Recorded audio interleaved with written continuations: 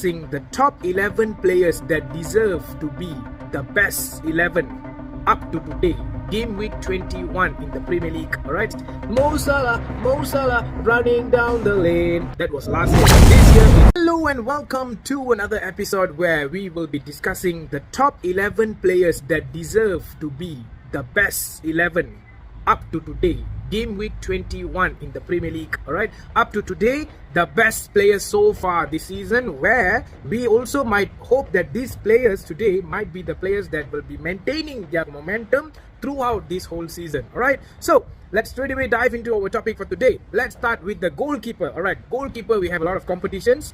We have about Aaron Ramsdale, we have Pickford, we have many keepers, even David De Gea is there.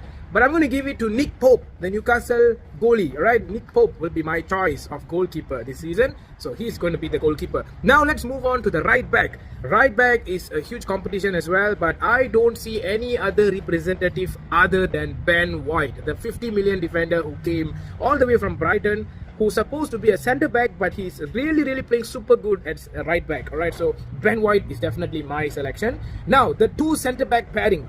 The centre backs that I have chosen is two different teams, and they play on the same left side for their respective clubs. But for me, these two are the best in the Premier League so far this season.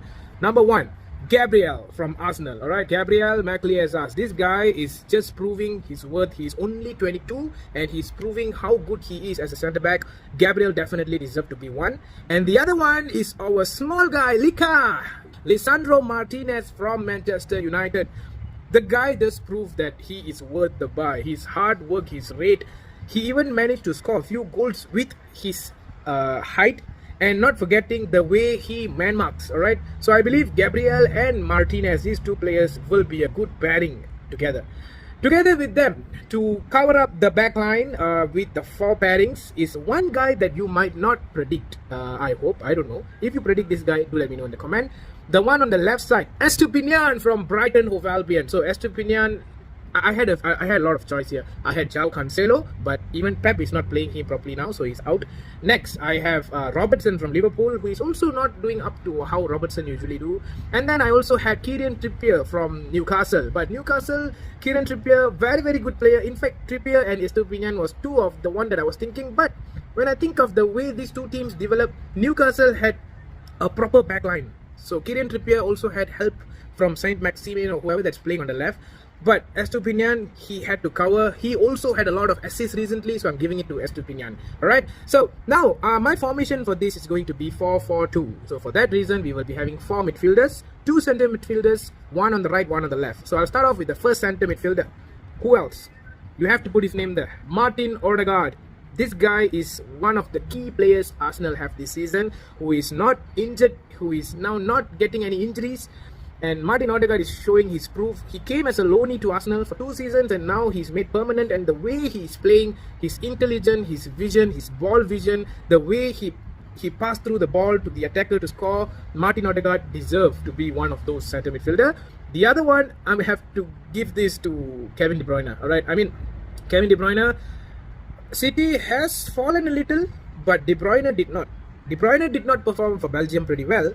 But when it comes to Manchester City, De Bruyne is still De Bruyne. He is still pretty good. In fact, most of the goals being scored by the City attackers are all coming from Kevin De Bruyne, who also gets a lot of goals himself. So Martin Odegaard, Kevin De Bruyne, imagine, man. Alright, now let's move on to the right side. On the right as well, I have a lot of options, but not even Mo Salah is going to be in my list.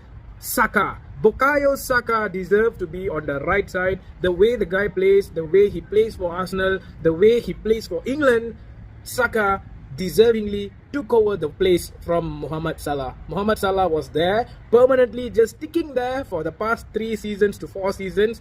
Now it's time to take over the place, give it to Bukayo Saka. Alright, Saka deserved that place. He have a lot of competitions, but I feel no one can beat Saka with the way he is playing at the moment. Alright, now on my left, I have a lot of options. I have Gabriel Martinelli from Arsenal. I have players like, I don't know, Jack Grealish. You can name it, man. Raheem Sterling. A lot of players. Luis Diaz is out injured, so I'm not going to say Luis Diaz. You have Heung-min Son as well, but no. I'm going to be putting Marcus Rashford. Marcus Rashford deserves to be on the left side. I cannot believe, as a United fan, I'm finally saying that Rashford is back, man. Rashford, for the past 7 to 8 games, have proven how good he is. Even before he went for the World Cup, he was already playing very well. He went to the World Cup and he was really on form. Now coming back again to the Premier League, he is still on form. Marcus Rashford deserves to be on the left wing. Alright, so I'm going to give Marcus Rashford on the left. So we have covered up to 8 players. Alright, we only have remaining of 2 players, 2 strikers. As I said, I'm putting a formation of 4-4-2. My 2 strikers. Alright, the first one, I'm pretty sure you guessed it right, Erling Haaland. Ever since he comes to Manchester City, I don't know what, he has what, 5, 6 hat-tricks? Even the past game he had hat-tricks against Wolves. How many more hat-tricks, how many more goals is he going to score with that City team? That's when Kevin De Bruyne comes in as well. So Erling Haaland, his first season as a Manchester City player, he's just proving his worth, man. He's just proving his worth. He's not going to stop. He's going to be everybody's FPL captain throughout the season. They're not going to change his captaincy. Erling Haaland is going to be there. Now, the other player that is going to be together with Haaland, but probably playing a little more deeper, maybe like centre front, alright, is Harry Kane. So, in a terrible Spurs team, I don't know how Spurs is sitting 5th. The reason why Spurs is sitting 5th is because of Harry Kane. Alright, for me, in that team, Harry Kane don't belong there. Harry Kane deserves to go to top clubs. In his age now, he's about 29. He should be moving on, but he still sticks to his team, trying to be loyal. He's still scoring goals. He still provides assists. He is still the #1 goal threat. Behind Erling Haaland, Harry Kane is still there. You can talk about Ivan Toney, who is also doing pretty well. Mitrovic is also doing very well. But for me, Harry Kane in that Spurs team is not easy to score. So I'm giving it to Harry Kane. So this is my lineup. Pope as the goalkeeper. Ben White followed by Gabriel, and then we have Lisandro Martinez, we have Estupinian, we have Martin Odegaard, we have Kevin De Bruyne, Marcus Rashford, Bukayo Saka, Erling Haaland, and Harry Kane. Let me know your 11, alright, your best 11, do let me know. This is only up to game week 21. Let's do a better review soon. Thank you guys.